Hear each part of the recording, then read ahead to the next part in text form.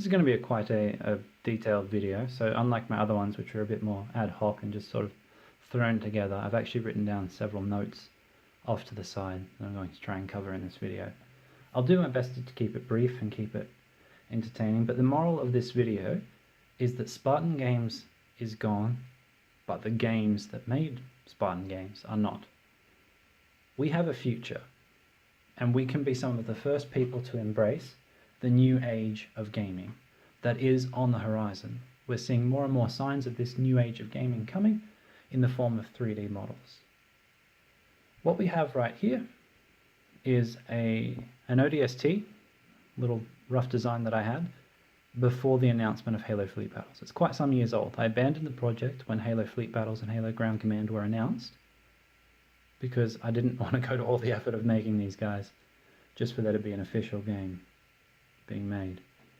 Here we have an ODST that's partway through being painted. So I've green stuffed on some chest piece, and on his helmet you can see that it's come out quite nicely. That is a 3D printed helmet from Shapeways, and it is just fantastic. You can sort of tell on a little bit of it that's been printed, but that's mostly down to the fact that I didn't quite prep it as well as it could have been done, and it was sort of just a test make by the 3D designer that made it. Recently, Vincent, forgive me if I'm not saying your last name right, Vincent, has made some 3D printable elites. So they're the Assault Elites based off the Halo Wars 2 elite armor design, so the Banished Elites. And they came out fantastically. A little bit taller than the elites in Halo Ground Command, but that's mostly due to postural changes, because these elites are actually quite hunched over and not all that upright. And so the ones that he did are standing upright with carbines, looking absolutely fantastic, and are incredibly exciting to see. Now, with the closure of Spartan Games, a lot of people were very dismayed.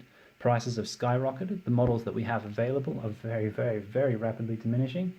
Things such as ODSTs and Elites, Valiants, the Carracks, Phoenix class, the Blockade Runner, and the Autumn class, just basically gold mines at the moment for anyone that's sitting on them. They've all skyrocketed in price. They've been snapped up wherever they can be found, and we're seeing this huge phase of people panic buying. The panic buying is understandable, but I'd like to reiterate that the game is not done. What we're seeing is that 3D printers are over time decreasing in cost and increasing in quality. Eventually, it's only a matter of time before a 3D scanner is invented. So they've already got rudimentary things similar to it, but it's too expensive to be used viably at the commercial stage. So it can be done by people at home, but sooner or later you'll be able to take this Scorpion, take its parts apart, put it into a scanner, have it scanned out, and print it at home. Now that might be 5 or 10 years away, but it is coming. That's a given. It's actually a very big security alarm when it comes to the fact that people could print potentially guns and things at home, but we digress. Miniature companies over the world are going to have to face the fact that people are going to be illegally downloading miniatures in the future. So all it would take to completely ruin a company is someone buying one of each figure, uploading a file of these figures that they've taken in their scanner, available for everyone to publicly download. And once something's on the internet, it's nigh impossible to get rid of. At some point, miniature quality of these at-home printed figures will approximately equal the miniature quality of those made in factories, at least to the discernible level of us, the consumers. And at 15 mils like these, it wouldn't take too much, especially because miniatures coming out now that are being printed by these at-home printers are actually quite nice. They're not quite to the same caliber as the figures that we've got in Fleet Battles and such, but these at-home printers can do very nice ones, and with decent paint jobs, you almost wouldn't notice. Then there's companies like Shapeways, which have professional services that let you upload files and print them on incredibly detailed 3D printers. And that is where I believe the future of the game lies. So, miniature games are in future going to be selling something else. They're going to have to sell something aside from figures to stay relevant. Because once they can be illegally downloaded, what's to stop someone just uploading these files and me printing an entire force at home for a fraction of the cost, rather than buying it from a producer? Well, nothing. Especially if you're just playing amongst friends at home. There's really no reason why you couldn't do that and have a fully functional force for a fraction of the cost. The only thing you could do is to offer an incentive for people to play. Now, with video games, they do this by, some games will offer, you can play it at home for free, but they can monitor the online experience. StarCraft 2, for instance, you can download and play the campaign for free, or some of it. I think actually the campaign entirely, almost. But the multiplayer, the main thing that people play, they monitor by Battle.net. You can't really do that in miniatures, because these are physical products. There's nothing you can do to stop someone from just printing this figure, painting it up, and fighting it out at home. What you could do is offer rule sets or things like that, so events or a store that people can go to physically play. And that's one of the reasons why Games Workshop is still so successful. Despite the fact that there are people that produce miniatures of the similar, if not better quality, with perhaps exception to Games Workshop plastics, which I would still think are the best in the industry, you can get better scale resin stuff, you can get better quality resin stuff from indie suppliers. But Games Workshop is mostly relevant because of its ubiquity, its accessibility, and the fact it's got physical stores, plus of course its IP. What we can do with the future of Halo Fleet Battles and Halo Ground Command is we can, one, hope for someone to pick up the license and just sit back and wait, or two, we can take charge of it and try and do something about it ourselves. It's pretty daunting, and thinking about this, it's taken quite a lot of thought process, but I've looked to the Great British Hobbit League as an inspiration. For those of you that don't know, Lord of the Rings exists as a 28mm tabletop game made by Games Workshop. After the popularity of the 3 movies, so the original trilogy came out, Lord of the Rings started to wane. There was support for several years following it, but 5-6 years afterwards, the player base had vastly shrunk. This is prior to The Hobbit being released itself. The Great British Hobbit League was a group of dedicated fans that stepped in. They made accurate rulings, so if there are multiple interpretations, these are the guys that you would go to. And even to this day, with the pickup of The Hobbit and Games Workshop revamping the whole series, the Great British Hobbit League is still widely regarded as the go-to place for tournament officials and other such events. They released rules packs, fan packs, tutorials, bat raps, videos, fantastic stuff that kept the community on life support until Games Workshop eventually picked it back up again. And that's what I moved that we would do for Halo Ground Command and Halo Fleet Battles. I would move that we use a group called HiCom. So instead of calling ourselves the Great British Hobbit League, which would be a little inappropriate, not to mention somewhat treading on their turf, we could call ourselves HiCom, which would be a group of dedicated gamers dedicated to keeping the ground command facilities alive and to keep things going on. So it would be viewed as the semi or quasi-official place to go to get rules expansions, campaigns, and new rules for new units. Under the Creative Commons Act, which is what Halo itself uses, you're able to reproduce things from Halo as long as you're not making a commercial profit off of it. Now with Shapeways, there's been no problem with printing Halo-based IP stuff so long as you're not doing it for a profit. You can pay for someone to make something for you from the Halo universe, and that's not illegal. With Vincent Colburn's Elites, he's made them freely available, and he's not making a profit off of the actual manufacturing of the miniatures, because that would be IP theft. In fact, he's made these freely available for download, independent of Shapeways, so kudos to him for that. Huge kudos. Not only for the quality of the miniatures themselves, but also for the fact that they're freely available. This means that he's not in breach of intellectual property theft, so he's not doing anything wrong. However, it takes a lot of time for him to make these miniatures. What I have suggested, with his blessing, is that we could set up a Patreon page for this YouTube channel, as well as for the funding of future HiCom events, and we would be able to give out funds to people for commissions for making new units. Instead of being stuck with just the units that we have presently, we will be able to fund ourselves, paying for commission of other future units, such as the Mongoose that he's made, and in future ODST units, such as the infantry version, because the air assault version already exists, but there was no drop pod version given out. We could get new things, such as alternate phantoms, so banished based phantoms or blisterbacks, and new units and rules for them, all of which would be legally provided for He has offered to do some of these renders for free, but this is his own personal time, and if we would like to see these come out in a timely and predictable fashion, anything that we can do as a community to help offset some of these artists' talents would be fantastic. To that end, I've got a little what can you do section. So there's a Patreon site. The Patreon link will be given in the bottom of this video, so just click on the more details, or it might even show up on that first little bit, but it's going to be patreon.com/oni_S3. Nice little one, and it's going to be based around this YouTube channel. All funds from this will be publicly visible, so you can see how much has been made.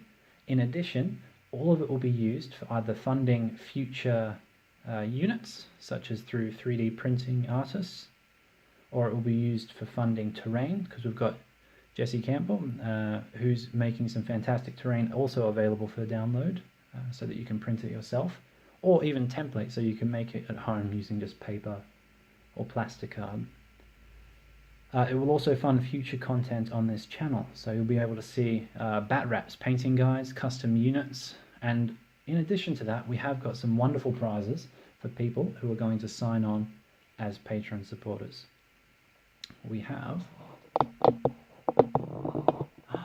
some exciting out-of-production miniatures available for grabs. Not all of them at once, but we have got the highly sought-after Phoenix-class colony ship, which will be the first one being offered up as a reward to one lucky Patreon supporter for the next month. So at the end of the month, from when this video is uploaded, one lucky winner will get a Phoenix-class colony ship sent to their house. We also have the Carrack Merchant Cruiser, a Blockade Runner, a Valiant. We have Elite Ultras, ODST Air Assault, Scorpion, Wraith, and many others. I've also got access to 2 Pelicans and 2 Phantoms at the 1/100th scale. Now, it'd take me a lot to want to part with either of those, but I could be convinced to part with one of each, given the right circumstances. I am incredibly committed to seeing this happen. I have already personally supported Vincent with his work, and I have offered future things. So I've sent him a blister of ODSTs from my own personal collection as a thank you to him for what he's done, and I've also already discussed all of this with him, so it's not going to catch him by surprise. What else can you do? Content. So if you could keep showing the world that we exist, bat wraps, painting guides, custom units, you could advertise, so let people know that we exist as an entity, and whether that's the HiCom group, or it's this YouTube channel, or it's the Patreon page, or it's just simply taking the miniatures that you've got to your local game store, showing them the figures, and engaging in a few games. Also, if you've got other talents, if you're a good video editor, this channel could definitely use one of those instead of these single sitting viewing things with no pictures or music. That would be fantastic if you wanted to help with that. If you're a good painter, if you want to do some painting tutorials, I've been putting up some painting tutorials and more coming. I've got these guys almost ready for basing because someone's asked for how did I base my Covenant and UNSC guys, and that's coming up soon. We've got UNSC, so we've got ODSTs, and let's try and get some other shots of these guys up close. So lots of painting guides coming out. Pretty proud of these guys actually all over. And so that's mostly what you can do, is just sharing. And anything that you can give, small or large, towards this cause would be fantastic. So we also have a problems page here, so issues that we might have. So limited finances for new units. I'm going to do what I can to personally finance figures, but of course I can't finance it all, especially because it's going to take a lot to keep this going for many months.